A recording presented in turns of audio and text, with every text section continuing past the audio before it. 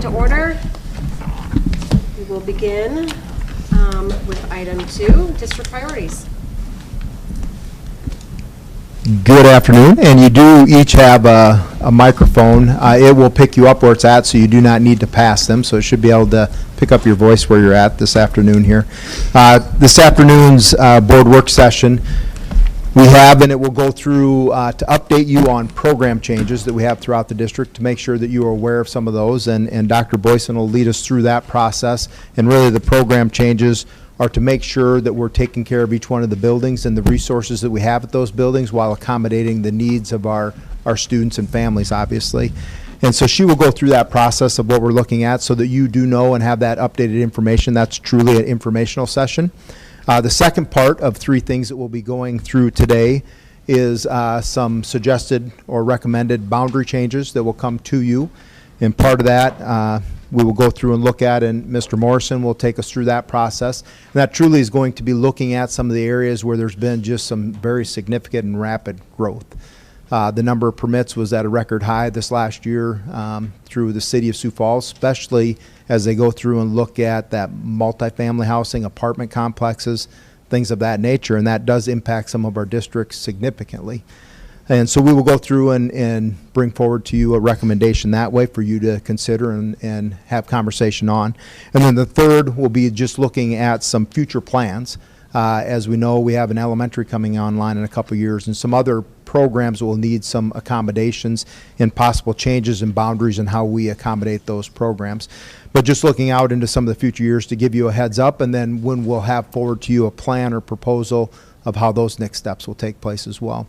So we'll start out this afternoon with the first step on that, and the first step will be program changes to make sure that you're aware of those. All right, good afternoon. I'm going to take you through those programming changes as we look at buildings in and across the Sioux Falls School District. One thing that we wanted to do was minimize the number of programs at any one building. And so we have 2 elementaries that currently have the RISE program, which serves students with significant needs, the English Language Learner program, and then the Early Childhood program. Is that both? Okay. Thank you.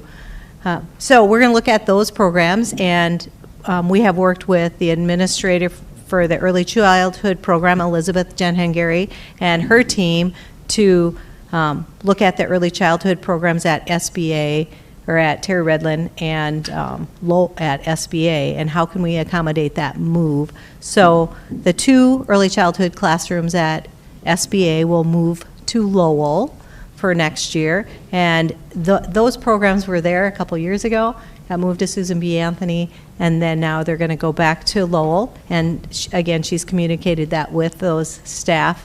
And Terry Redlin has RISE, EL, and early childhood also, and so we're going to move the 3 early childhood classrooms from Terry Redlin. And Elizabeth and her team have really looked at the boundaries of the early childhood and redefined some of those lines, but we're opening 3 early childhood classrooms for the fall of '23 at the Learning Lab. And so those classrooms will move out there. And that will reduce the early childhood out of SBA and Terry Redlin. And then again, looking at program capacity with the RISE program, we are moving, you know, each one of those buildings that has RISE, currently SBA, JFK, and Terry Redlin are our RISE sites for the elementary, and they're large programs, 3 or 4 classrooms in each one of those. So how do we look at students and their home attendance centers, and if there's a significant group of students from one HAC, can we move them back to their home attendance center? And we do have a couple pockets where we can make those changes. So we're going to open up a RISE site at Laura Wilder and at Hayward, and what that does is reduce the numbers at the other 3 buildings. So SBA, JFK, and Terry Redlin will still have RISE, but we reduce the numbers by opening a section at Laura Wilder and Hayward for the fall of '23. And so then just again, really trying to reduce the numbers of programs at our buildings to support that. When you have our early childhood site and a RISE site in your building, they both are high staff needs. And so if I'm short a staff member in each one of those programs, it taxes the whole building. And so that these program adjustments will help support that. Any questions on programming at So this time? That's all fall 2023 changes? Yes, for this, yep. Thank you. Okay. All right, so we're going to look at some proposed boundary changes, and the team has been studying this now, and there's really two areas that we're concerned about for this fall, and that would be the rapid growth on the east side and the impact on Rosa Parks, and then the growth on the west side and the impact on Renberg, because currently they're taking a lot of the students on the west side where the new elementary school is going to go. So, and it's not only, I think, the growth, it's a lot of multifamily housing units, right, which brings a different set of density and et cetera. So this is just for reference. In your materials you have a copy of the current elementary school boundary map, just for reference if you want it somewhere along the way. So we'll kind of take this one step at a time, and we'll look at the east side and what we're looking at there. This is a essentially working with the city. This is what the future growth looks for like on the east side. So you can see that blue line is everything to the left is Sioux Falls School District growth, and everything to the right would be Brandon. And so you can see where Ben Rifle there and Rosa Parks sits there. And so that's, you know, essentially a lot of growth in both districts coming on the east side. So we can take this, and then the city also gave us the number of permits issued to date, you know, right today, for single family, twin homes, and multifamily, and then what they're looking at for future residential, which hasn't been permitted yet, but they have a pretty good idea how many single family homes, twin homes, and multifamily homes. So we've taken those projections, and then the bottom part there, we've essentially taken the usual conversion factor of what a housing unit translates into students, whether it's multi-housing, and then we can project the number of students that we think that is going to bring along the way. And so you can see we in the middle there, permits issued, so that's the number of students. Pretty immediately, we know we're going to have 154 elementary school kids in that area, 77 middle school, and a little over 100 high school. And then farther out in the future, we know that's going to bring more students, and so we're able to project on the right there the number of students that we think will be generated out of that area when everything is finally built out. And so, time frame on that by chance? Like, is that a 5-year projection? Is that a 10-year? yeah, I think the permits issued would be, you know, they're going to be starting or already in process. The future, I think, is probably more of a maybe a 5-10-year projection, but that's probably in the end all the land and what it will be used for. But a little longer term, but we have to plan for it. So. Doug, sorry. Yep. Go back. Do we just have like a general conversion, I guess, when you say, so that's your conversion factor, figuring how many elementary age kids, and that's just sort of a. Yeah, we've tried to use the conversion factor that we've used historically. I've done a little bit of research on, you know, other towns and out there and what they're using, and we're not too much different than what we're using. Time will tell, though, on the types of apartments that are built, you know, are they, you know, as to what, you know, whether they'll be kid-friendly or more adult-type things. And so I think this is probably pretty conservative, maybe a worst case, and maybe it would be better, but we kind of have to plan for, you know, that. Okay, thank you. At some point, will we see current enrollment numbers at those two elementary schools that are within the boundary area that we're talking about? Yeah. Okay. Yep. Excellent. So. We've had also some conversations with a couple of the village there that are putting some type of water park pool, which isn't uncommon with many of those, but to attract some families as well. With one of those 3 sets of apartment complexes. So we hope these are numbers that could be safe estimates. to make sure we have space. The hardship would be if we have not enough space and that many do show up. So those should be safe estimates as far as what we can cover. Thank you.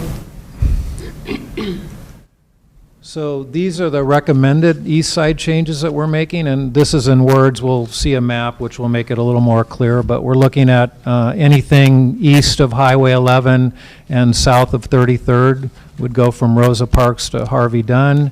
Anything west of Highway 11 and south of 41st would go to Harvey Dunn as well. A little different there between 33rd and 41st because it's a walk area, and so we're still leaving that in Rosa Parks. And then there's some students that are in a bus area west of Cleveland Avenue that still go to Rosa Parks, and so moving them into Susan B. Anthony.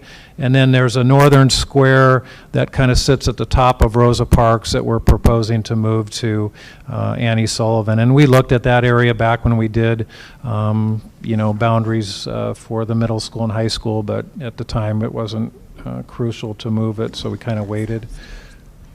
Pictorially, this is what it would look like. So you can see that top area on Rosa Parks would go into Annie Sullivan. It's contiguous to that. That's the area north of Arrowhead Parkway. And then you can see the carve out down below to the southern part of Rosa Parks. That would go into Harvey Dunn, and we'll kind of talk a little bit about why those schools were picked. And then the triangle area that is part of Rosa Parks, but it sits on the other side of Cleveland. It just makes sense now for it to go into Susan B. Anthony. So those are, and we'll look at some numbers here.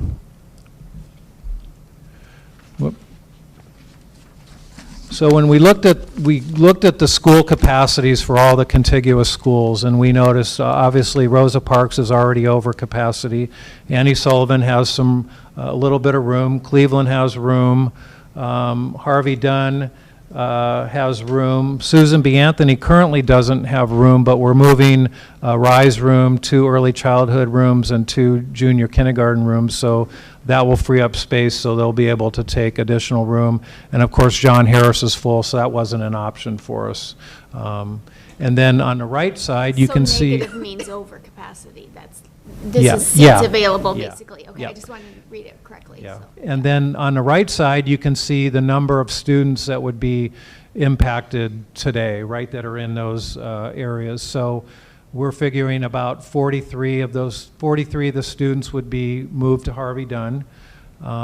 56 students would move out of Rosa Parks into SBA. Now, it may be a little different because 5th graders, of course, will roll off and you'll have a new set of kindergartners, but this is a pretty good proxy of the number of students that we'd be looking at. And then 45 on the northern part would go to Annie Sullivan. So all in all, we're projecting about 150-ish that would be moved out of Rosa Parks. And then if we go back to this map,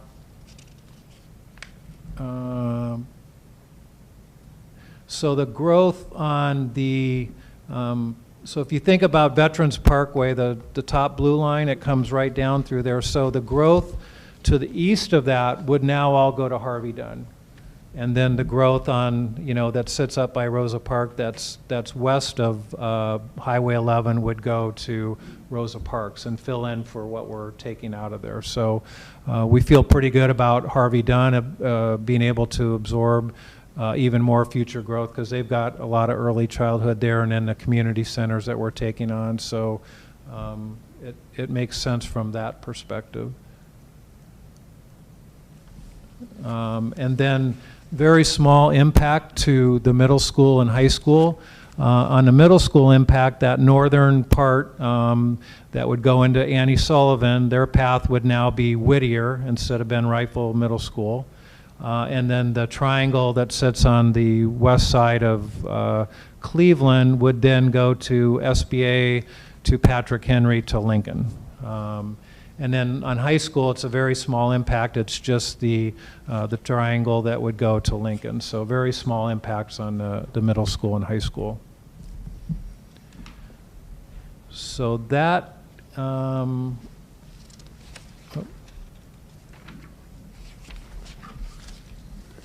So that's the east side proposal. Moving to the west side. So what we're proposing is to move the southeast corner of the current Renberg boundary into Hawthorne, and we'll kind of lay that out and why that makes the most sense at this point. So you can see the up in the left-hand corner, there's a carve out there, and then on the right-hand side is a little more zoomed-in area of that. But there is a road up there called Tickman Road, and then there's a river that goes all the way down to the bottom border there and then across to the interstate. So from a natural boundary perspective, it makes the most sense. And we tried a lot of different options, but to get the number of students that we wanted to move, and also students that wouldn't probably in the end be remaining in Renberg. So we didn't want to move them out of Renberg and then back to Renberg. So we're trying to move students that would move to Hawthorne temporarily, but then would go to the new elementary school when it's built in 2 years. So it's more of a temporary thing, and we'll look at some numbers here. Currently, if you look at the contiguous schools, Renberg already over capacity, and they grew by about 58 students this thing. So it's not only it's again the type of housing that's going on in the big apartment complexes as opposed to the single family homes, and that's just accelerated the growth more than we ever thought. Hawthorne, you can see, has the most room of any school. Garfield and Hayward wouldn't have any room to take those kids, so Hawthorne is the natural to be the receiver of those. Those kids are being bused to Renberg today, so they would be, that would be able to be bused into Hawthorne. So I don't know, Todd, is it the same distance or closer to Hawthorne, or? It's a shorter. Shorter, okay. We go out of their way in a rural area, so it's a shorter bus ride. Yeah. And then just for your reference, I included like the enrollment from last year to this year. So you can see, obviously, like Renberg growing. Some of the other things that we're seeing, we're just seeing some of the core schools in the core decreasing, right? So the Hawthorns, the Lowells, right? We're and losing students to, to this building that's going on in the Beltway, new apartments. People moving from older apartments to newer apartments. So that's accelerated some of the stuff that we didn't expect to see so soon. So that's kind of the plan that we've outlined to try to alleviate those two, what we see as an immediate need for this fall until we look at boundaries. Can I just verify? Kate and I were talking. So the idea of moving the area of Renberg to Hawthorne is that they wouldn't be moving again, right? They wouldn't then go to, like, we're trying to avoid a double move? It would not necessarily, because when the new elementary opens, they will likely go there. Okay. So The they would part that move we twice. don't want to do is have another group that's going to hopefully stay at Renberg, be moved, and then be moved back to Renberg. So they likely would be moved twice. When the new building does open for the elementary, they would have that option to be able to go there. And so that group in that area would have a new building in 2 years, but they would move twice. Now, part of that is, as Mr. Morrison said, there was 58 new students that came into Renberg because of apartments that are being built in that area. And that put them over what we would normally consider capacity. So their room, if there's an additional 50 and there's still apartments being built there, if there's an additional 50 in the fall, we would not have space to be able to house them. Sure. So we'd need to move enough out of that area. But you are correct. It would be a 2-year move in there, and then those, we would give them the option that they could stay. And I'll talk through a little bit of that with the other groups. An option that they could stay or not stay at Renberg, but stay at Hawthorne in the 2 years or move to the new elementary. I would anticipate they would predominantly move to the new elementary because it's going to be right there in their area. Would you go back to the map, the two maps for the Renberg thing? Yeah, that one. What if we did kind of squared off that whole purple so that there would be more, since Hawthorne is so under capacity in Renberg, just so we prevent this in a year or two, say more and more apartments keep coming? This area. Like kind of squared out here. Yeah. I don't think there's any students in there, but we could. Okay, just for ease, because then maybe there's more friends all going and neighbors all going to the same, and since they're so under capacity at Hawthorne. Are you- Yeah. Yeah. Yeah, you're talking like east or west and north? Yeah, I'll just Cynthia? count it. I think she meant the We school. just did this, so still use the river road, kind of just did this. Because there's, Is there too many kids? there's, at least there's like we run one bus of what, 50-some kids up to Renberg today, so it would pretty much, there's a high concentration of kids in there. Okay. And above that line too, so there's housing on the left, but above that, so there's three buses that come out of that area to go to Renberg, and so we're leaving approximately 2 buses left going to Renberg. To cover the entire Renberg area.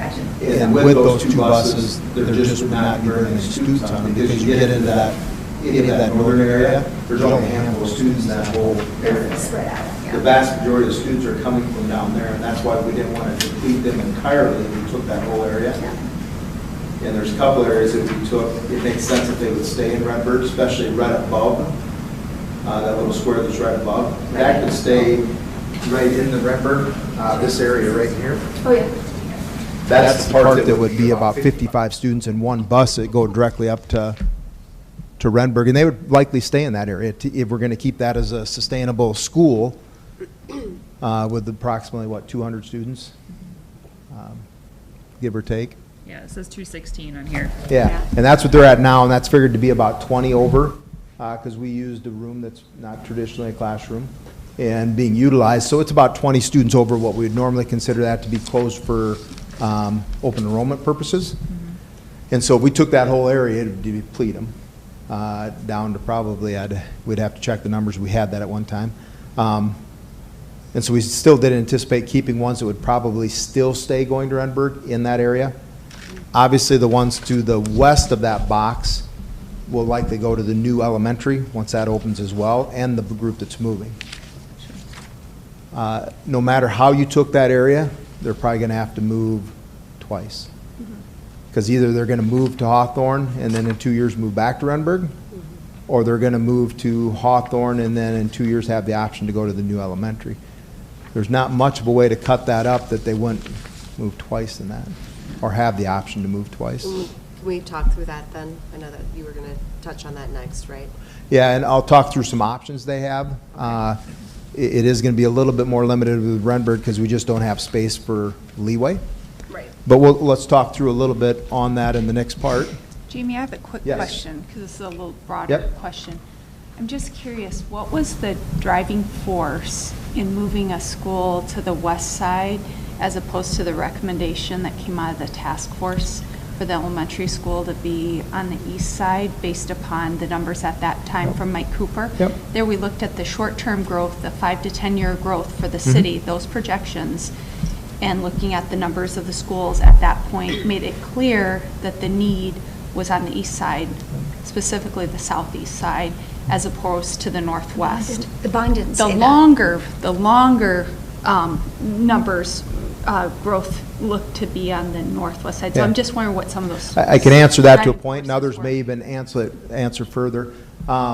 Right now, space-wise, Harvey Dunn traditionally has been a full school, but because of movement, just continues to move out a little, but we have a significant amount of space available at Harvey Dunn that we can accommodate those students without having to build new right now, so that we can see what does happen in the next few years.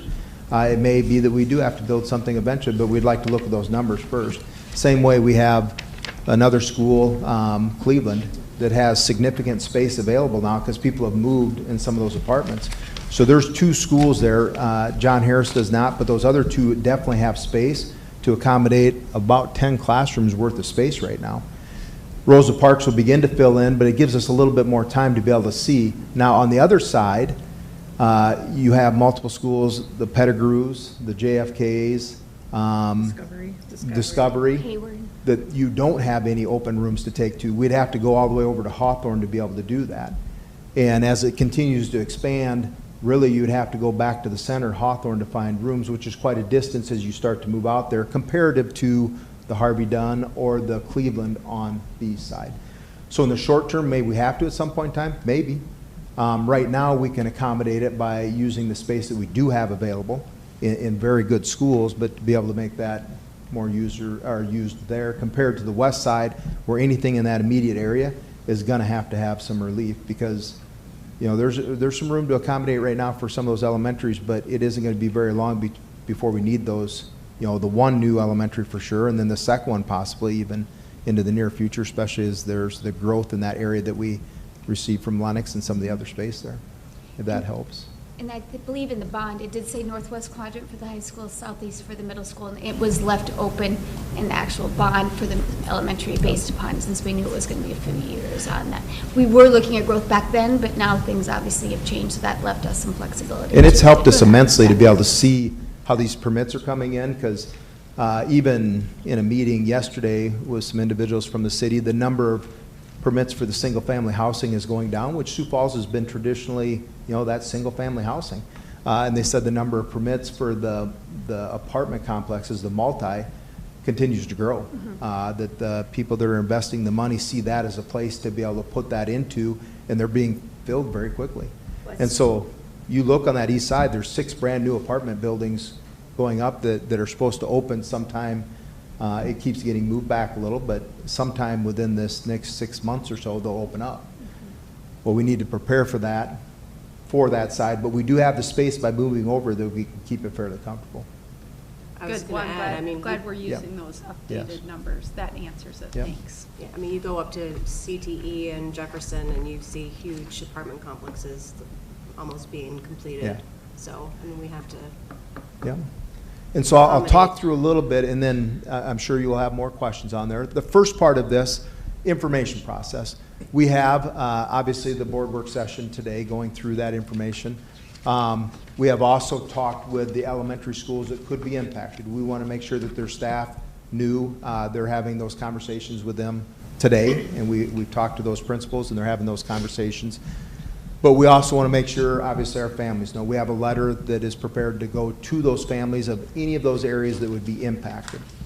So there would be a notification that would go to them via email, and then a follow-up letter that would be a paper copy, just in case they did not see that in their email for whatever reason. And so we'd get those sent out to them.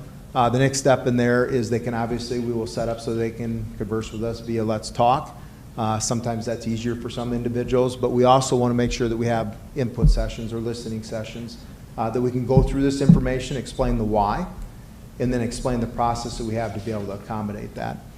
And so there will be one for each one of those schools, one for Annie Sullivan, SBA, Harvey Dunn, and Hawthorne, where we'll go through individually with each of those groups and kind of explain it, because each one's impacted just a little bit differently. Then the board vote on that could be the last boarding meeting in February, up to the board, obviously, with that process. I don't see when I looked further on for like the Renberg, are you going to Yep. have the same type of informational sessions with them? That's the Hawthorne. The Hawthorne? Yes. Okay. I apologize. So it's, Okay. we put up there where they're going to. Gotcha. Okay. The first 3 on there are all impacted from Rosa Parks, and then the 4th one on there is the group that's coming from Renberg. Yep. So we listed where they're going to. But the meetings will be at, for example, the first 3 will all be at Rosa Parks, and that's in the letter that we send out to them. We'll give that information to the board as well, in case any board members wish to be there to listen to that. The one for the group that would be moved to Hawthorne, that will be at Jefferson, because it seemed to be the closest for them in that vicinity, rather than going out to Renberg. And there'll be a page on the website too with a tool where you can put your address in and see your impact. So the next part on there, some additional family options. In and of that, we'll talk through, and I'll make sure I clarify on pieces of this, but busing will be provided to the new HAC, the Home Attendance Center, for those impacted areas of Susan B. Anthony. So that group that would be moved there will have the buses that will be provided over to Susan B. Anthony. Annie Sullivan is a walk area on there, I do believe, and so that would not have. Harvey Dunn will have. And so the busing areas for those that are impacted on the east side, the busing will go for those that are being moved to Harvey Dunn. The busing will go to those that are being moved to Susan B. Anthony. And the busing will be provided, it will not be provided to the Annie Sullivan because it's a walk area. Current fourth grade students can remain, so those that are currently fourth, will be fifth graders in the fall, could remain at the school as well as their siblings. There's a form that will be sent to them. They would have to email back a response by the end of this month, the 28th. I realize the board does not make a final decision on it till the end of the month. We're telling them that this is all dependent on what the board decides. The board could change things. In that case, we would get them updated information. And we'll make sure that we communicate that with them in the informational meeting that we have. But it'll also go out to them in the letter of how they can go through and apply for that. So at that school impacted there, Rosa Parks, we are trying to accommodate that, especially with those fifth graders that have maybe been there all the way through, that they could remain there. But there would not be busing provided back to the site. It would be just as an open enrollment, and the parents would be able to, if they are, to accommodate that transportation. Current fifth grade students in the attendance area changing from Rosa Parks to Susan B. Anthony. And that attendance area from Rosa Parks to Annie Sullivan, they'll be allowed to attend Ben Rifle Middle School as grandfathered there. And so those two, because that would switch, the ones going to Annie Sullivan, the new attendance center would be Whittier. If they choose to, they can stay and be able to attend there at Ben Rifle. And same way with SBA, it would be going over to Patrick Henry Middle School then. And they could stay, and it would be the same manner, they'd be grandfathered. So any of the current middle schoolers that are at those two middle schools can stay. Their parents would just have to send in. Again, transportation would not be provided to those, just as it is not for any open enrolled student. The intention right now would be that there would be the transportation to their new attendance middle school, but not to the one that they had, but they can remain if they fill out that form and notify us. So that's not just for fifth graders going into, but it's existing middle Yep. schoolers. Any of those existing middle schoolers that are impacted by those areas would be able to remain. Now, the ones that are impacted by that, the group moving from Harvey Dunn, it does not impact their middle school or high school at all. It would still stay Ben Rifle Middle School and Washington High School. The group moving to Susan B. Anthony, that does change their middle school and high school. The path then would be to Susan B. Anthony, to Patrick Henry, to Lincoln. But if they choose to stay at Ben Rifle and Washington, that will be honored. Any future kids that are not in there would have to apply for open enrollment. It would be dependent on the numbers. And then the same way with that group from Annie Sullivan, it does change their middle school from Ben Rifle to Whittier. If they choose to remain there, they can. And the high school would stay the same. That would still be Washington High School. And so I think I probably answered the part, letter D as well then by saying that. Now, that's on the east side. On the west side, there is no impact to the middle school or the high school. It doesn't change that. The middle school is still George McGovern Middle School. The high school is still Jefferson High School. We are not able to offer that same thing as far as the fifth graders, at least what we have planned right now, just out of the concern that we move those students, and if they do remain back to, there would not be the busing there, which I think would be prohibited, probably to many of which. They can obviously still apply for open enrollment anywhere, but it would not be a foregone conclusion that would be approved. And that is just because Hawthorne being the size of the school, there's not room for absorption. Or I'm sorry, Renberg being the size of the school, there would not be the space available. So that is some of the additional family options. We'll go through and explain that. It's in the letter that's going to be sent to them, and then it'll also be at the informational meeting that we have. Questions on that? So for the public, the vote's not our first, but it's our last meeting in February. You are correct. There's two board meetings for public input as well as Let's Talk and You are correct. emails and all Yep. that. So. And we feel that it should be at least that time in there. We wanted to make it timely enough so that schools know with allocations and hiring of teachers and any movement of programs that may happen. And so that we do that in a timely manner with the FTE that's allocated out. But yet not wait too long, so that the parents have time to decide and they know what's coming up for the fall and be prepared for that. So I'll stop there for a moment. You've had, obviously, information on program changes. That's an informational portion for you, and it's really to reduce the number of programs at any one elementary to help those elementaries be able to accommodate. And then We've also had the rise changes. The second part on there is the boundaries, and there's two parts with the boundary changes, one with the Rosa Parks attendance area, and then the other with the Renberg attendance area, and changes on that. Any questions you would have on any of those things before we move into the next steps?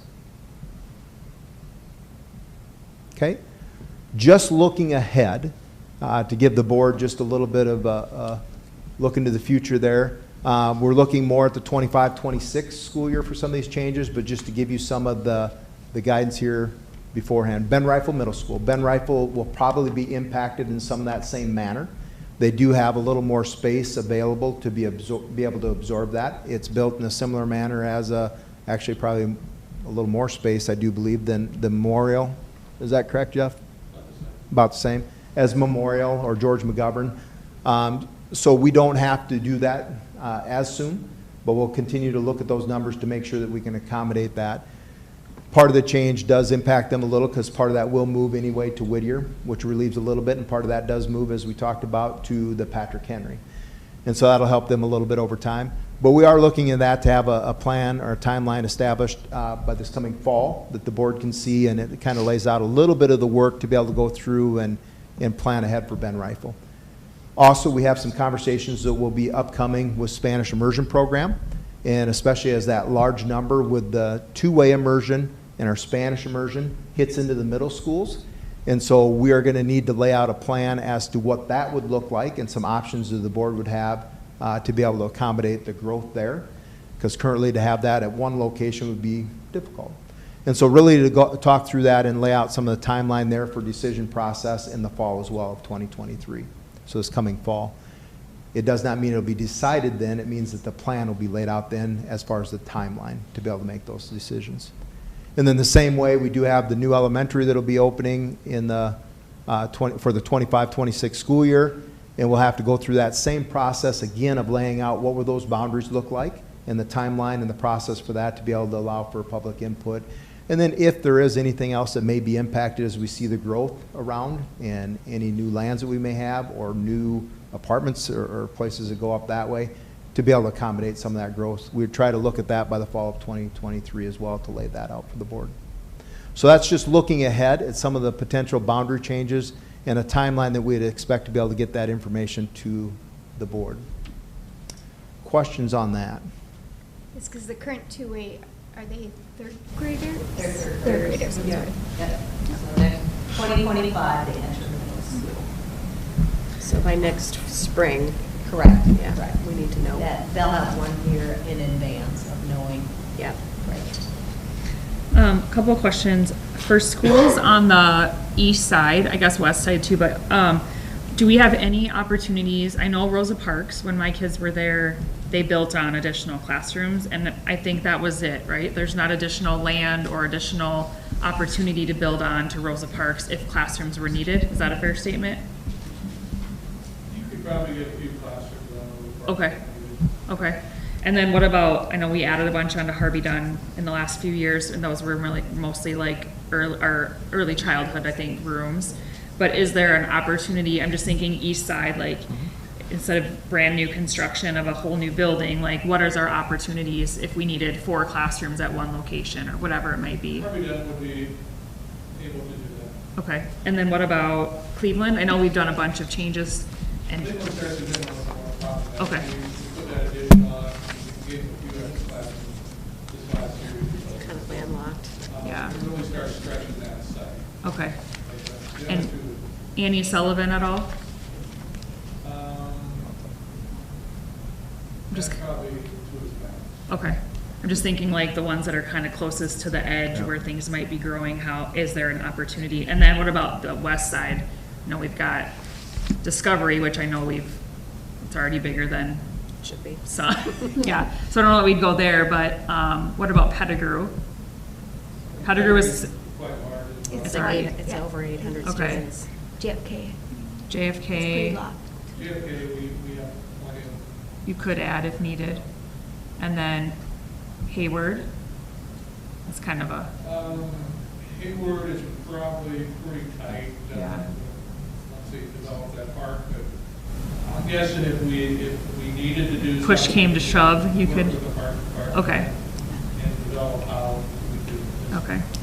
And right now, Robert Frost is quite under capacity, isn't it? So Yep. we could also shift Yep. some central. So there's some other Yeah. schools in Sure. there that, you know, you try to, if there's some slight changes in those boundaries that just shift it across, some of those things could be done. One other thing, and some of those schools that you mentioned with the community center, and some of those with the new agreements that we'll have, some of that space may be utilized during the day as well, especially for like the band and orchestra, which does free up space in the remaining part of the building. So it may help to alleviate some of those concerns as well. Sure. To allow us to continue to see where does that shift come from.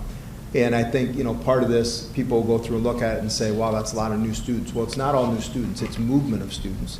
And so as we see some of our schools in different locations, they're reducing in some of the number of students because people are moving to some of the newer apartments or newer whatever it may be.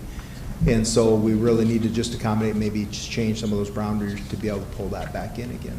But community centers will be another source that we may have some space available, especially for Early childhood. our, you know, fine and performing arts. I know we've been in communication with the city and working closely with them, you know, as we look at this. At what point does the city think that, you know, building is going to be done within our limits? I mean, Or we even could parts of talk town, about you know. adding on to buildings and building new buildings, and I know we talked about this when we were, you know, going through the bond, but at what point is Sioux Falls going to be tapped out for our school district? We'd probably have to get updated information from the city on some of that to bring it back to the board. Part of it you can see on that east side where you're starting to hit that limit, and even it was showing the building starting to go into that Brandon area and significantly probably with the single-family housing, especially to the north of there. But we obviously have a lot of space going way up to the north of our school district that's still available and out to our northwest. And so that'll be a few years, but we'd have to get updated information from the Yeah. city on that to be able to project it. Well, and But it we- depends on what goes in there, single-family homes or It does. apartment buildings. Yep. So, And you start to see a changeover, especially in some of those areas with the significantly large apartment buildings. And we saw that on the east and the west side, both of those ends. I know, again, when my kids were at Rosa Parks, we saw a pretty decent number of open enrollment from the Brandon area just on the other side of Highway 11.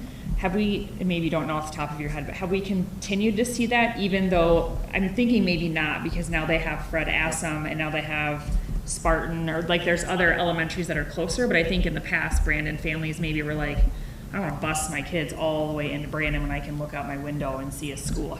Do you know off the top of your head, have you seen a change in that? The number of those has reduced. Open enrolled, okay. Yeah, coming into there, because we did check those numbers with the Rosa Parks and Ben Rifle with the number of open enrollments. And you're right, because of the building of some schools right along that edge. In our middle school of Ben Rifle, and you go a block away and there's an elementary of Brandon Valley. So it does minimize some of that, and so that has changed a little bit, yes. And then in regards to the future stuff, I would be curious in regards to Spanish immersion. You know, we've got Hayward and we've got Rosa Parks, and I don't know where that conversation obviously is going to go, but for either of those schools, even to get to Edison, you know, would be quite either a bus ride or whatever it might be. And so I would be, I guess I'm curious as far as the parent feedback from either of those and how that will be incorporated, just because I think that might make a difference. Do the people in the two-way immersion, do they intend to continue to middle school, or are they happy with that process and they're going to go to their middle school that's assigned and they like their local high school? You know what I mean? I feel like there's some different dynamics just because of the locations of those schools. So we did do listening sessions with the two-way immersion families this fall and October, early November. And of course, just like if I went to any other school, you know, they'd love it to be in their backyard. Sure. And because who wouldn't? But we, again, looked at populations and all of that of where our Spanish immersion families live, and all of that will be considered as we look at the numbers that a school can handle. You know, right now Edison has a full team, so about 115 students make a team at middle school.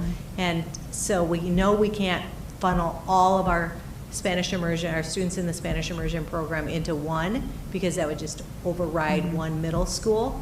But then where are the locations of students, families living to best support the programming? And So do those we are all have the considered. capability to, maybe this is a Doug or a Nikki question, you have the capability to like pull up a map and say, these families are indicated as a Spanish immersion family, and this is where they are in Sioux Yep. Falls?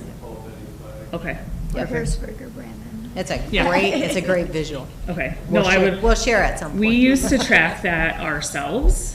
And so, I mean, we had it by zip code, like where Oh, everybody lived. And so we could kind of see that. It's been years Yeah, ago when right, it was a lot smaller. But obviously, when it was Rosa Parks, it was really concentrated into that east side because that was convenient. And so we saw it shift when it went to Robert Frost. And you always had the outliers, you know, Right. but when you're looking at making decisions, it's for the greatest number of people. So I get that, but okay. Okay. Thank you.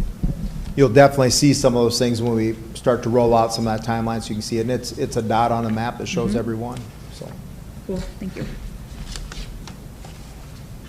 Thank you. Lots of exciting work ahead. Yeah. Yes, there is. And we have that information ready to go out, so parents will be informed via email before the end of this week, and then a paper letter will follow that very shortly into their mailboxes. Any other questions on those topics? Lots of things to consider. Yes. Thanks for all the work that you all put into it, a lot of different angles and Nice work. algorithms to look at and think about, so. it's- And if there's other information you would like, obviously, we can get that to you, but the intent would be to bring that back to the board at the end of February, at the last board Our second meeting in board meeting. February. Yep, for approval. It'll give people opportunity then to speak to the board if they choose to, and to be able to go through and have that input. And that is February 27th for our audience. Or they can come on the 13th. Yep. Well, yeah, Yeah, input. we'll vote, yeah. But we'll vote on the 27th. And then they will also input, obviously, at those input sessions and the listening sessions. Mhm. Let's talk. Let's talk. Anything else then? That is the information we have. Thank Okay. you. Can open it up for public input on the conversation today. Okay. Seeing none. Anything else for the good of the order? Okay, thank you very much for the information. All exciting, and it's always fun to talk about growth, and of course, there comes challenges too, so. Thank you. Thank you. All right, can I get a motion and a second to adjourn, please? So moved. All those in favor signify by saying aye. Aye. Opposed, same sign. We're adjourned. Thank you. Sandwich chip.